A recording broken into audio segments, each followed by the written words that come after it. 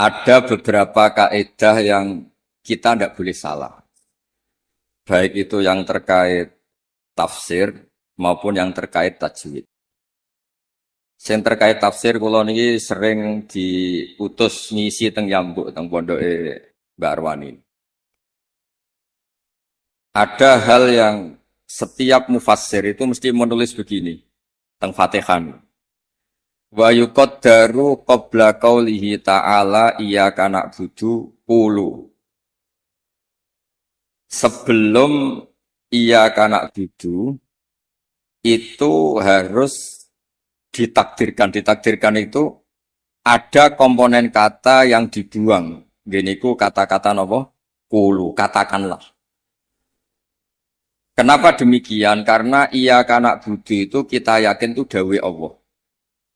Kalau itu dawe Allah, masa iya Allah ngendikan ke kita iya karena budu. Ya saya ulang lagi logikanya gitu. Masa iya Allah ngendikan ke kita iya karena budu. Berarti Allah yang nyembah kita. Masa Allah ngendikan ihdinas siratal mustaqim, tunjukkan jalan yang benar. Maka ngendikan Imam Tobari iya karena budu itu dawuhnya Allah yang sudah dikasihkan ke kita. Ini mbak-mbak sing khataman nggih di rumah akan itu dawe Allah yang sudah dikasihkan ke kita. Cara Allah mengasihkan ke kita gimana? Allah bilang ke kita, wahai para hamba-hambaku, katakanlah iya kana tujuh. Wahai para hambaku, katakan dalam doa kamu ihdinas sirotol mustaqim. Karena kalau itu kamu anggap masih kata-kata Allah yang tidak diberikan ke kita, berarti Allah ngendikan ke kita, iya karena itu kan bukan mungkin, masa iya Allah nyembah kita. Itu hal-hal yang menjadi lazim untuk ilmu tafsir yang kategorinya cara kula nggih pun fardhu ain, karena memang harus diketahui. Ya kalau baleni malih ya. Jadi ada ayat-ayat Allah yang sudah diberikan ke kita dan itu milik kita. Geniku misalnya napa iya kana abudu wa iya kanas. Itu adalah kalamullah, kalamnya Allah yang kira-kira begini, Allah bilang ke kita, ulu kalian semua harus mengatakan iya kana abudu wa iya kanas. Dan ketika kalian berdoa harus mengatakan ihdinas siratal mustaqim. Nah sebab niku termasuk kelaziman dalam ngaji Quran selain tadi ilmu tafsir juga tajwid yang mendesak itu wakaf. Ini ki ngapunten sangat teng Gusmo teng ning elok kula tutu poin mawon karena kula niku pancen pantangan pidato ngisi ngeten pantangan. Siji nggih kula yakin Pak Yai pun saged didik santrine. Dadi mboten perlu ngurbano kula kan ngisi. Jadi ini cerita sing pokok-pokok mau. Yang harus mendesak sebelum tahu diroyahnya kajiannya itu adalah ngerti wakaf. Wakaf itu di Indonesia itu sudah ditandai sebetulnya sama lajnah. Saya termasuk yang dimintai pendapat sering mas. Tapi beberapa tradisi di Indonesia itu kan wakaf niku anut guru. Misalnya di tradisi sanad kita, misalnya di surat Yusuf, biasanya diwasolkan inna abana lafi dolalin mubin ini qutulu Yusuf awitro. Terus kita dikritik sama pihak-pihak Arab Saudi karena tradisi mereka kalau al-waqfu ala ru'usil ayi, wakaf di awal di akhir ayat itu baik. Tapi kita ngikuti tradisi guru-guru kita yang sudah melatih kita dengan makna. Sehingga kadang-kadang kita ini nggak nyaman, misalnya fawailul lil musallin, maka celaka bagi mereka yang apa? Salat. Itu kalau lil musallin berhenti, semaannya berhenti, atau anaknya rewel berhenti, hanya ditulis oleh malaikat, ini mbak-mbak baca fawailul lil musallin, neraka wel atau kecelakaan bagi mereka yang salat. Sehingga terus diatur sedemikian rupa di era Mbak Arwani, Mbak Munawir, di era guru-guru kita, ditandai beberapa aturan ini nggak boleh wakaf, ini harus wasol. Tapi kemudian di era modern itu al-waqfu ala ru'usil ayi itu dianggap sunat, diyakini sunat. Nah, saya sendiri sebagai pribadi itu yang penting tidak wakaf di hal-hal yang fatal. Saya cerita ini ada Gus Idror, menantu di sini dan putra guru saya Mbah Maimun. Mbah Maimun itu pernah ada anak-anak yasinan. Ketika yasinan jenis santri cepet-cepetan, fala yahzunka qauluhum. Terus diwasolkan, fala yahzunka qauluhum inna na'lamu ma yusirruna ma yu'linun. Itu keluar marah-marah. Duka besar.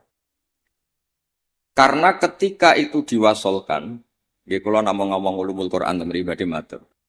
Ketika itu diwasolkan, maka inna na'lamu itu jadi makaulul kaulnya orang-orang kafir. Jadi fala yahzun mongko aja sampai nyusahno ka ing sira Muhammad apa kauluhum omongane wong kafir. Rupane omongan inna na'lamu ma yusirruna ma yu'linun kan fatal betul. Muhammad, engkau jangan risau atas komentar orang-orang kafir bahwa saya, Allah, kami, Allah ini tahu apa yang mereka sembunyikan maupun yang mereka perlihatkan. Maka di situ jelas harus wakof. Fala yahzunka qauluhum. Muhammad, kamu jangan risau ocehan atau omongan orang-orang kafir yang ngomong kalau kamu itu tidak rasul. Qauluhum bi annaka lasta mursala. Terus qala ta'ala tasliyatan li nabihi inna na'lam. Terus kemudian Allah menasihati nabinya, Muhammad kamu tidak usah susah atas komentar orang kafir karena inna na'lamu ma yusirruna wa ma yu'lin. Sebab itu benar-benar fatal ketika kita misalnya yasinan, ya terutama bapak yang sudah khotimat, yang sudah pinter. Kalau masyarakat kan penak. Masyarakat itu selalu menang. Penak, baru kayak paham itu kepenak. Malaikat sing ngisap ya males. Mus maca Quran kok disalahno. Lane kula niku tak kenang saking Mbah Mun niku, aku iri hak wong bodho iku iri. Islame pas-pasan ra tau wedi suul khotimah. Kene wis kiai kaji tahajud witir cek wedi suul apa? Khotimah. Jadi wong awam mak penak pokoke Islam wis wae mati ya mati, ora tau kepikiran suul apa? Khotimah. Nah, mun kiai kados jenengan repot. Islam khusyuk ibadah cek donga ya wedi suul apa? Khotimah. Mun kula terangno malih. Di level ilmu, di level penelitian, itu memang masalah. Fala yahzunka qauluhum. Jadi yang benar itu ya waqaf fala yahzunka qauluhum, kamu jangan susah. Ya, jangan susah, jangan dibikin susah oleh komentar orang-orang kafir bahwa kamu itu lasta mursala, kamu itu tidak rasul. Terus Allah memulai penjelasan, kamu tenang saja Muhammad, karena aku kata Allah inna na'lamu ma yusirruna wa ma yu'lin. Terus contoh malih misalnya begini. Yudkhilu may yasha'u fi rahmati. Kadang ada yang wakaf wa dzalimin. Itu kan berarti jadinya apa? Allah memasukkan rahmatnya orang-orang yang dikehendaki. Kalau kamu wasol kemudian wa dzalimin dan wakaf di wa dzalimin berarti apa? Dan Allah memasukkan orang-orang zalim di rahmatnya. Nah hal-hal seperti ini kalau suwun mbak-mbak memang meskipun misalnya kita diroyahnya gagal itu jangan sampai secara tilawah yang mutalakotan min afahil masyayah yang kita punya sanad itu jangan sampai tidak bisa. Karena itu sekali salah itu fatal. Makanya kata Ibnu Jazari wa ba'da tajwidi kalil hurufi la budda min ma'rifatil wuquf. Saya berkali-kali kalau ngaji cerita kenapa Imam Asim meriwayati Hafiz itu ada saktah 4. Saktah 4 saja itu dikritik penggemar-penggemar Imam Asim. Sebetulnya bisa ratusan. Ya Alhamdulillah qiraatu Asim meriwayati Hafiz itu saktah hanya berapa? 4. Ini itu teng Kahfi, awal Kahfi, terus teng Yasin, terus wakilaman Rokin sama di surat Tatfif atau Mutafifin kalla balrona. Nah, kenapa ada sakta? Kalau sering cerita supaya ini tiang-tiang yang seneng Quran itu hati-hati. Memang harus sakta. Yaitu tadi misalnya orang-orang kafir bangun dari kubur dan dia nggak tahu yang bangunkan siapa karena dia kafir. Kalau kita mukmin kan tahu yang bangunkan itu apa. Ketika mereka bangun, mereka terus tanya, "Mam ba'atsana mim marqadina." Mantai sapa iku ba'atha nangekno sapa man nak ing kita mim marqadina saking turu kita. Itu orang kafir mungkirul ba'si yang ingkari ba'at tanya mam ba'atsana mim marqadina. Terus Allah menjawab bilisanil malaikah hadza ma wa'adar rahman wa sadaqal. Karena yang awal ini kaulul mustafhim, orang tanya. Kemudian yang kedua itu qaulul mujawib yang jawab, maka harus disakta. Manfaatana mimmar qadina. Terus dijawab, hadza ma wa'adar rahman wa sadaqal mursalin. Nah, bayangkan misalnya bagi orang yang ngerti Quran, itu dibaca langsung. Manfaatana mimmar qadina, itu kan kacau semua. Sehingga sakta itu secara diroyah, kata kitab, kulon gak ada kitab, namanya Al-Qira'at al-Asyr. Karangane orang-orang yang sangat-sangat menekuni Quran. Kata beliau, sakta, wakof, taktek, apapun namanya, yang harus dipenggal itu memang harus dipenggal. Kalau ndak itu bahaya. Ya misalnya yang terkenal dia tentang kahfi. Allah itu mensifati kitabnya apa? Alhamdulillah alladzi anzala ala abdil kitab terus walam yaj'al lahu iwaja. Di walam yaj'al lan orang gawe sapa Allah taala lahu ing kitab Quran. Ora digawe iwajan ing bengkok. Kalau kamu baca langsung qayyiman lan ora digawe ingkang jejeg. Berarti Quran itu ya ora bengkok, ya ora. Itu fatal betul. Tapi kalau jadi sakta, disaktakan itu terus normal. Walam yaj'al lan orang gawe sapa Allah lahu ing Quran to maring Quran ora digawe iwajan ing bengkok. Sakta. Ora bengkok iku apa? Qayyiman. Tegese jejeg. Terus kata ulama-ulama dalam dialog seluruh dunia, tidak hanya di Arab, di seluruh dunia. Karena lughat itu rasanya sama, dzauqiyatul lughat itu sama, seluruh dunia sama. Saya misalnya bilang ke santri saya, "Cong, jangan belikan sate, pecel, rawon." Pasti semuanya ini manhiyat. "Cong, saya jangan belikan sate, pecel, rawon." Ini semuanya apa? Manhiyat, enggak boleh. Tapi kalau kata-kata saya, "Cong, jangan belikan sate, mandek, rawon." Berarti jangan belikan sate, tapi belikan rawon. Jadi berkahnya sakta itu tidak ada tasallutul amil. Amil yang depan itu tidak amal pada amil yang berikutnya. Jadi hanya walam yaj'al lahu iwaja. Ya iwaja saja yang jadi maf'ul bihnya yaj'al. Bukan qayyiman. Nah, hal seperti ini ulama itu sangat tahu. Bukan sekedar tahu, sangat tahu. Sehingga terus ijtihadnya Imam Asim itu harus disakta. Nah, orang-orang perawi tajwid itu memang kadang-kadang hanya talaki. Talaki itu pokoknya anut guru. Sebetulnya juga harus dijelaskan sakta, wakof, takta itu fungsinya sama. Yaitu kata-kata di depan yang harus terputus, harus terputus. Terus yang terakhir kalau contoh wakof itu yang ini paling fatal, lebih fatal lagi. Karena bisa menyinggung banyak malaikat. Wa kadzalika haqqat kalimatu rabbika 'alal ladzina kafaru annahum ashabun nar. Allah sudah menitahkan secara pasti bahwa orang-orang kafir itu pasti ashabun nar, pasti penghuni neraka. Misalnya Anda wasol. Itu bisa berurusan dengan malaikat hamalatul arsy. Kalau Anda wasol berarti kan gini.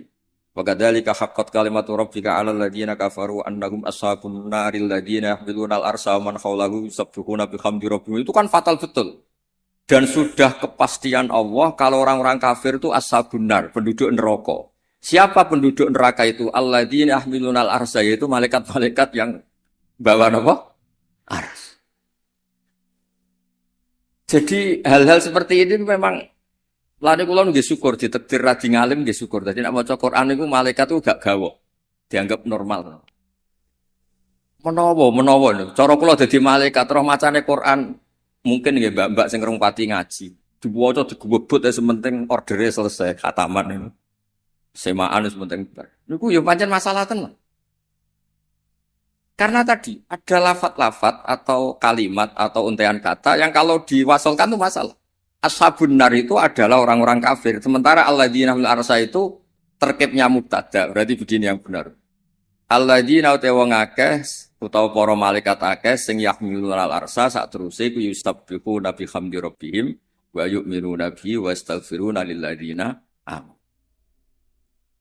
Kula suwun ning bab ngeten misale mbak-mbak boten kober diro ya. Wes kepengin nikah arep-arep payu nikah ora sira kober diro wae ngaji. Kula nu ngertos sanate ning elok ngaos teng kene Ki Nawawi ngrukem ngaos teng kene Mbak Arwani. Ki Nawawi niku kancane bapak kula. zaman sami-sami teng Kudus. Beliau dulu malah manggen teng pondok Buyut kula, manggen teng Damaran Nggih Nawawi ngrupeng. Jadi ketika niki kula ngomong namun fokus ulumul Quran. Jadi terus dikaranglah kitab-kitab ulumul Quran yang spesial wakaf. Karena wakaf itu yang paling fatal kalau salah itu paling fatal. Ya ada soal misalnya wa kadzalika haqqat kalimatu rabbika 'alal ladzina kafaru annahum ashabun nar kok terusane diwasolno alladzina hamilunal itu malaikat aras bicara bener. Biasa semaan ngawur masuk malaikat hamalatul arsi jadi ashabun nar itu kan fatal. Garu-garu. Mulane donga mawon sampean. Mulane nek sampean Qur'ane fakofera bener maca sing cepet ae. Dadi malaikat ora kok bernilai, mergo bingung terus. Dadi malaikat kaya sing nyemak delok pojok etok. Karena sekali maca mbok jiwai jebule salah itu malah napa? Malah fatal. Mau niki sing kedua kalau cerita syifa. Quran itu syifa, obat atau solusi. Ini juga penting dijelaskan. Ketika kita nekuni ilmu astronomi atau falak, itu Quran cerita dan itu pasti benar karena bisa dibuktikan. Gini gue misalnya cerita Asyamsu wal qamaru bil husban. Allah itu bikin matahari dan bikin rembulan itu untuk hitungan. Makanya ketika Allah di ayat lain huwallazi ja'ala asy-syamsa diya'an wal qamara nuran wa qaddarahu manazila li ta'lamu 'adadas sinina. Kemudian ada tahun Syamsiyah yang kebetulan terkenalnya di Indonesia itu tahun Masehiyah atau Miladiyah. Sebetulnya itu tahun Syamsiyah, nggak ada hubungannya dengan Miladiyah. Kemudian yang satunya Komariah. Sebetulnya ya Komariah. Karena yang Syamsiyah sudah milik sebelah, dikatakan Miladiyah, terus Sayyidina Umar itu memaklumatkan ya sudah yang Komariah katakan Hijriyah, sehingga kita ini punya. Makanya ada Miladiyah, ada apa? Hijriyah. Itu hakikatnya adalah Syamsiyah sama apa? Komariah. Sehingga peneliti astronomi itu juga suka sama Quran. Karena itu juga memenuhi hasrat mereka yang suka ilmu. Terus lasyamsu yambaghi laha an tudrikal qamara walalailu sabiqun nahar dan seterusnya dan seterusnya. Kemudian ada orang itu juga suka sosiologi, suka ilmu sosial. Dan itu yang saya sering setiap misi di Jogja, mesti saya itu cerita ilmu sosial. Ilmu sosial itu kebetulan bapak sosiologi itu yang paling dikenal jenis Ibnu Khaldun. Punya kitab namanya Muqaddimatu Ibnu Khaldun. Kalau sinau tenanan, sinau tajribah, maksudnya penelitian sosial juga sinau kitab-kitab. Kata Ibnu Khaldun begini, dan ini harus dihayati, dilakukan ketika mbak-mbak pulang. Andai kan Rasulullah SAW itu setiap hari bisa terbang Mekah Madinah, setiap hari Mi'raj. Tapi Nabi itu kikir misalnya, tentu ini misalnya. Kikir, setiap ketemu orang itu misoi, ketemu orang itu menyakiti, merugikan. Itu tetap tidak akan diikuti. Jadi misalnya kulon gadah kiai atau gadah konco, sing tiap hari itu terbang di Mekah, Jumatan ini Mekah, popo ini Mekah terbang gitu numpak pesawat, ngirit keramat tapi ngirit. Tapi dia ini medit, nak diutang kulo ya orang nyaur, ketemu kulo misuh, tetap tidak saya hormat. Tapi kalau dia orang kebanyakan, nggak bisa terbang, nggak bisa apa, ambek kulo lomo, ambek kulo santo, nggak pernah merugikan saya, tetap saya hormat. Sehingga para pakar-pakar di seluruh dunia itu menghormati betul sisi sosiologi Quran. Gini kok Allah ngendikan tentang kekasih Fabima rahmatim minallahi lintalahum walau kunta faddun ghalidhal qalbi lan faddu min hawlik. Muhammad, kamu dicintai orang banyak itu karena layyinal janib. Kamu itu santun, kamu itu menarik, kamu itu simpatik. Walau kunta faddun ghalidhal qalbi lan faddu min hawlik. Kalau kamu itu angkuh, keras hati, orang sekeliling kamu pasti bubar. Misalnya kulo nu wonten Zahid, bedino iso terbang ning Mekah. Bariku kok nyolong pitik kulo, tak arani maling, ora tak arani wong keramat, tapi tak arani maling. Wong iso terbang Mekah tapi wong nyolong pitik tetep tak arani maling, mboten tak arani tiyang napa? Tapi ra iso terbang ning Mekah. Tapi nggak kayak sampean alpat, tetap kayak mengatur wong apik. Nah sehingga ini ngendikan ulama, bukan ngendikan kula. Sehingga mukjizatnya Nabi Muhammad SAW itu ya peradaban itu. Bu istuli utamima makarimal akhlak. Peradaban. Yaitu mukjizat Nabi terbesar ya peradaban itu. Sehingga kenangannya orang-orang kafir masuk Islam mesti tanya, kenapa kamu Islam?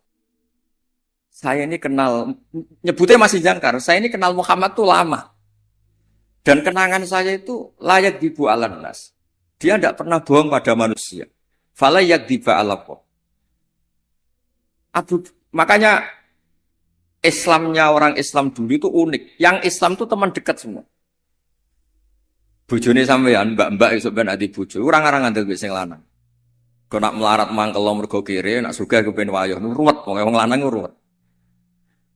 Tapi Nabi itu yang pertama iman Sayyidah Khadijah. Niki tantangan para jarang bojo ngimani sing lanang itu jarang. Sing pertama iman tiang lanang itu Abu Bakar, koncone dagang, dijak malor ngidul jenenge Abu Bakar. Zaid niku bin Harisah. Anake ketua suku. Ilang teng Mekah ditemuk tiang terus dadi budake Khadijah terus dikekno Kanjeng Nabi. Pokoke Zaid iku budak. Niku bareng nderekno Nabi tahunan niku wong kok apike ngene. Niku dijaluk bapake merdeka meneng mboten purun. Sampai diceluk Zaid bin Muhammad. Intinya ngeten, Islam itu apa? Dawe pangeran amlam ya'rifu rasulahum fahum lahum munkirun. Muhammad ini figur yang saya lepas dan Anda bisa ngecek bapaknya siapa, keluarganya siapa, perilaku sosialnya kayak apa, punya reputasi bohong apa enggak, punya. Makanya ketika Nabi pertama dakwah, lau akhbartukum, ara'aitum lau akhbartukum. Saya kalau cerita ke kamu bahwa sekarang di balik gunung itu ada pasukan yang mau menyerang kita. Akuntum musaddiqiyya, apa kamu percaya sama saya? Semua zaman itu jawab, majarrabna alaika kadiban. Muhammad selama ini saya tidak pernah kamu itu bohong. Sehingga ketika Nabi memaklumatkan diri jadi Nabi, yang pertama-pertama beriman ya Sayyidah Khadijah, Abu Bakar. Karena ya alasannya, selama ini kenangan saya itu gak pernah dibohongi Muhammad. Kalau dia tidak bohong sama manusia, maka tidak akan bohong sama Allah Subhanahu wa Ta'ala. Sehingga mukjizatnya Hadaddin itu ya peradaban itu.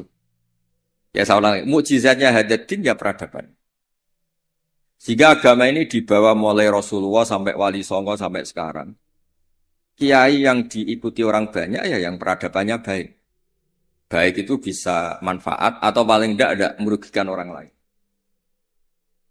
Coba kalau saya misalnya jadi kiai terus dapat mukjizat tongkatnya Nabi Musa, itu untuk apa tuh? Bingung kan? Tak sebelakno segoro nak ramandi yo isin. Terus nak mandi yo dikomplain pas iku kapal-kapal tongkang. Terus rusak kabeh kan, ono kapal feri, kapal tongkang, kapal pesiar gara-gara kula latihan jaduk malah tenggelam kabeh kok ono nabi kon ganti rugi kan malah repot.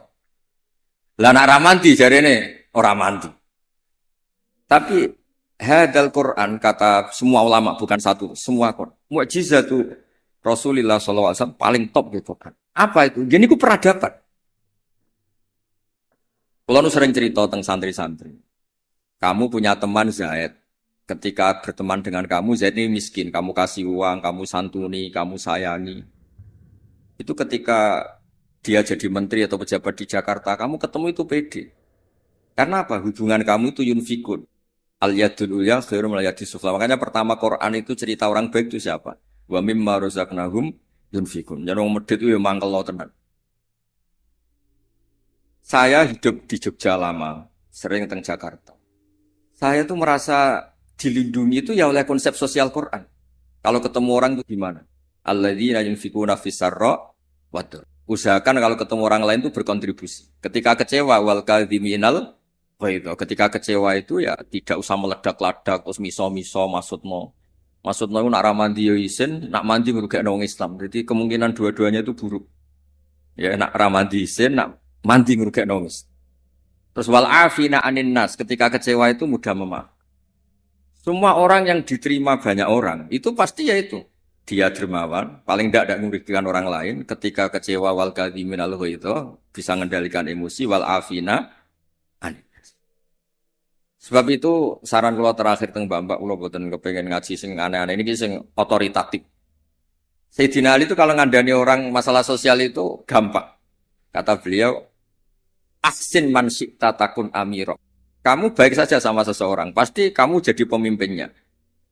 Kita misalnya pergi, misalnya pakai Innova, Innova itu milik kita, sing melok numpang ya tetep mbok warungno, kamu baik, takun amiro. Pasti kamu pemimpinnya, karena kamu al-muhsin yang baik.